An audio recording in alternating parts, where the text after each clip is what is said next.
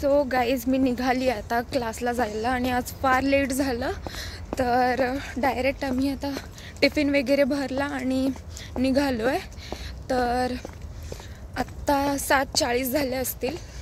रोज 7:30ला निघावं लागतं, पण आज 10 मिनटं आम्ही लेट आहोत, तर लवकर लवकर पोहोचावं लागेल.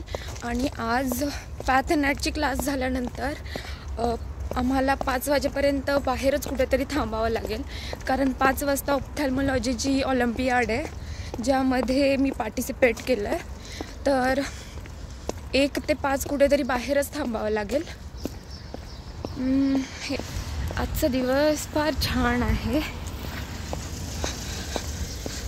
तर आता मी बस स्टॉपवरती चालली आहे. होपफुली बस पण लवकर भेटावी.